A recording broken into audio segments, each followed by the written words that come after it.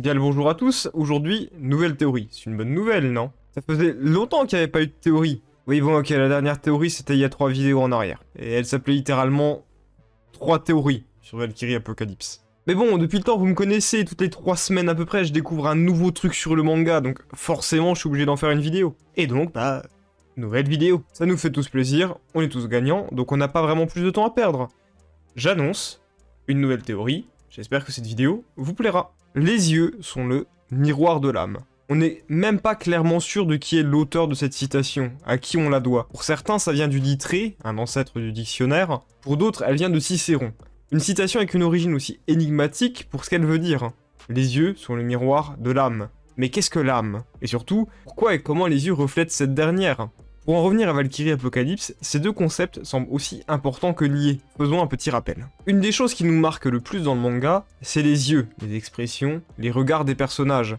Et en ça, on peut dire que oui, c'est ça le miroir de l'âme, tout simplement. Ce que ça nous évoque, ce qu'un simple regard peut vouloir dire en fin de compte. Les yeux, c'est ça, c'est cette capacité à faire comprendre à un adversaire à mort qu'on l'aime, tout comme faire comprendre qu'un esprit mort depuis bien longtemps avait une âme encore bel et bien en vie. Et quoi de plus beau que l'art pour représenter l'intensité de ces regards? Encore récemment, un des dessinateurs de Valkyrie Apocalypse, pour plaisanter à l'occasion d'Halloween, nous montrait l'importance qu'ont les yeux pour un personnage. Ainsi, sans même faire parler quelqu'un, via un sourire, un regard, des yeux qui se plissent, on peut déjà tout comprendre de cette personne. L'autre concept important dans le manga, c'est la présence de l'âme. Quand les dieux se battent, c'est bien leur corps physique, alors immortel, qui est dans l'arène. Mais pour le combattant humain, c'est son âme qui est présente, car le corps physique, lui, est mort depuis bien longtemps. Mais l'âme, elle se souvient, elle les fait donc revenir au paroxysme de leur forme physique, au pic de leur capacité. Pour Nietzsche, c'est comme si le moi et le soi étaient liés et au maximum de leur potentiel. Lorsque les humains et les dieux se battent, on essaie de détruire le corps, mais ce qui mène à la victoire n'est pas nécessairement la mort du corps, c'est la mort de l'âme. Et quand l'âme disparaît lors du Ragnarok, c'est à jamais. Les armes elles-mêmes ont une âme, le nom même des techniques des hommes, le Volund, veut dire forge de l'âme. Et si les yeux, donc le miroir de l'âme, ils étaient bien plus que ça. Si le vrai secret derrière les yeux des combattants, c'était de montrer la force et les capacités de leur âme. Le vrai talent qui se cache dans leur âme. Si le corps et l'âme se lient, alors rien ne peut en venir à bout. Là vous avez quelques idées. Les yeux, l'âme, tout ça, ça a une importance. Mais la théorie en elle-même, sur quoi porte-t-elle? Cette théorie, on peut la voir comme une rétrospective, mais ne vous inquiétez pas, elle apportera certaines nouvelles choses et des éléments très importants. Vous connaissez peut-être ou sans doute les deux théories que j'ai fait précédemment, celle sur le pouvoir d'Odin et celle sur le vrai nom de Gol. Mais plus sérieusement, moi la question que j'aimerais me poser maintenant, c'est comment Odin fait pour prévoir et pour voir le futur, et comment Nostradamus, lui aussi, fait pour le voir. Au final, quels sont leurs pouvoirs, quelles sont leurs capacités? C'est alors qu'une idée, très simple et très bête, m'est venue. Et si, depuis le début, tous les pouvoirs liés aux yeux, tous les pouvoirs des yeux que les combattants nous ont montrés, c'était pour nous mettre sur le bon chemin. C'était des indices. Haussez les sourcils, vous comprendrez assez vite et aisément. Retournons en arrière dans le manga. Deuxième combat, introduction du premier homme, Adam. Évidemment, notre histoire ne peut commencer qu'avec le premier d'entre nous. Dieu a créé l'homme à son image, ainsi Adam est créé. Il ressemble au dieu, la différence c'est qu'il est mortel et que son corps, ce n'est pas celui d'un dieu. À l'exception d'une partie, les yeux.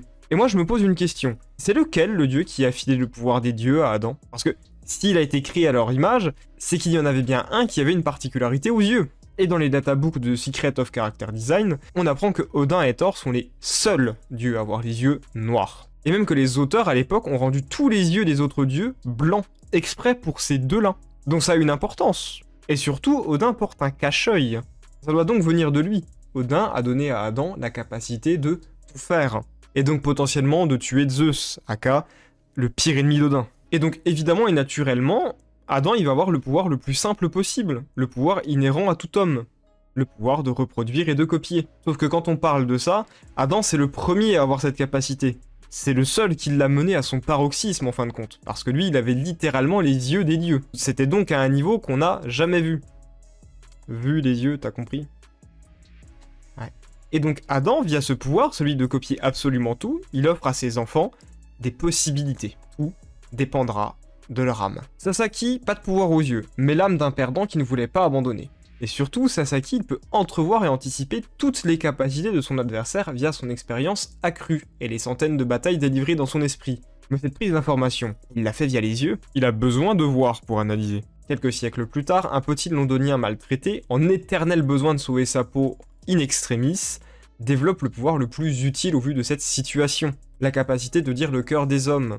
Via sa vision surdéveloppée, il comprend d'instinct ce que son interlocuteur pense, ce qu'il ressent. Son âme avait besoin d'une issue, ses yeux lui en ont donné une.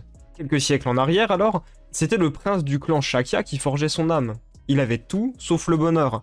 La raison était simple, il n'avait jamais pu choisir. Ce monde n'était qu'un éternel recommencement, on ne peut pas tout savoir si on ne goûte qu'au bonheur ultime. Comment peut-on l'apprécier sans connaître le malheur, ou même la piété en fin de compte?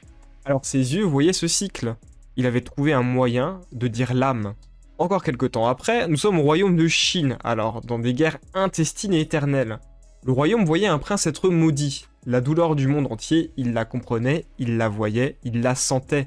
Cette douleur, elle était sienne. Alors son âme a forgé son corps en conséquence. Ses yeux, cette douleur qu'il voyait et qui devenait sienne, cette douleur, elle allait lui permettre de voir l'origine de toute énergie en l'homme. Bonne comme mauvaise, le prince voyait les étoiles. À partir de ce moment, vous avez sans doute compris. Un personnage qui a besoin d'énergie, un personnage qui a besoin d'une solution, verra son âme lui trouver cette solution via les yeux. Des yeux que leur père leur avait légués, un cadeau des dieux en fin de compte. Ils le disent eux-mêmes, Jack le dit lui-même, cette vue, c'est un don de Dieu. Ça peut même expliquer pourquoi certains considèrent ces yeux comme une malédiction. Qui d'autre qu'un dieu peut maudire les gens à ce point-là? Cependant, aucun personnage n'était vraiment conscient de tout ça, de cette capacité inhérente. C'est arrivé comme ça, parce qu'ils en avaient besoin. Mais ils n'ont pas plus réfléchi que ça. Et si, quelque part dans l'histoire, il y en a un qui s'était renseigné là-dessus, qui avait fait des recherches, et surtout, qui avait compris le fonctionnement de tout ça. Nostradamus regardait le ciel étoilé, et à force de rire des hommes et du monde autour de lui, à force de lire, de comprendre et de s'instruire, il apprend quelque chose. Les dieux existent, leur royaume tout là-haut, il y a l'explication derrière l'âme de l'homme, il y a l'explication de pourquoi les yeux de l'humain peuvent voir l'avenir, et surtout, il y a un grand pouvoir qui y est caché. Dans sa grande prudence, Odin avait gardé un seul œil de jade. L'autre, c'était Mimir qui le possédait. Alors, l'humain, brisant le plus grand tabou, pénètre l'antre des dieux. Il pénètre l'antre pour s'emparer d'un pouvoir interdit, le pouvoir le plus convoité de tous les temps, l'omniscience. Nostradamus avait volé le deuxième œil de jade à ce moment-là.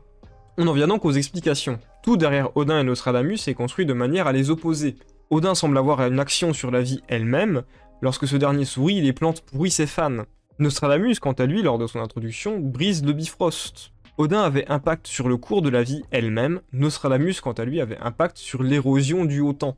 Les deux faces d'une même pièce, si un œil permet à Odin de voir l'avenir et de faire mourir tous les êtres en face de lui, sa punition, ça sera un âge avancé éternellement.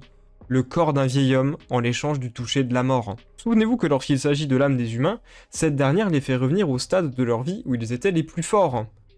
C'est pour ça que Nostradamus il est si jeune.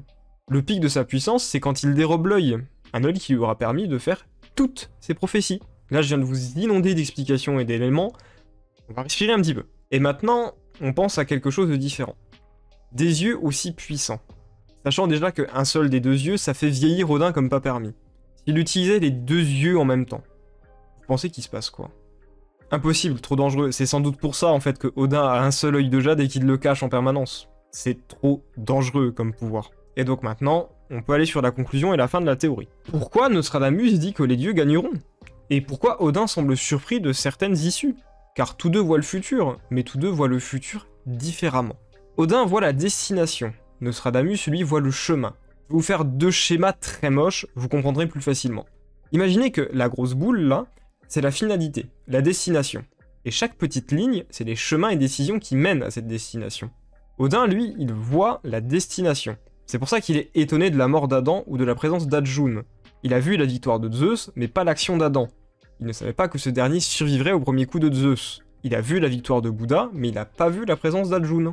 Nostradamus, quant à lui, il voit le cheminement. Les actions d'Adam mènent son âme à se sacrifier. Réitérez l'opération 13 fois, et vous voyez 7 chemins menant à la mort d'un combattant humain, et donc à la victoire des dieux. Nostradamus déduit le résultat, mais ce n'est pas infaillible non plus, car son pouvoir ressemble beaucoup à celui des autres humains. Et c'est là où tout se lie. Nostradamus voit le futur de l'âme des combattants, comme Bouddha voit les actions futures via l'âme. Sa vision est juste imparfaite. Nostradamus, lui, il voit tout. Les potentielles actions, les sentiments du combattant, les étoiles lui dictant l'avenir. L'œil de jade de Nostradamus lui avait permis de comprendre toutes les âmes. Cet œil lui permettait d'être la synthèse de tous les hommes, de refléter toutes les âmes dans ses propres yeux. Alors Nostradamus était capable de voir la finalité de tous les hommes, mais pas le futur tel qu'il était réellement. Tout ce qui manque à ces deux personnages, c'est une Valkyrie assez puissante pour changer le cours du temps. Skuld, la Valkyrie qui tisse le futur. Aka, Gol. Et c'est là où nous verrons la fin du Ragnarok. C'était Béléus, et salut à tous.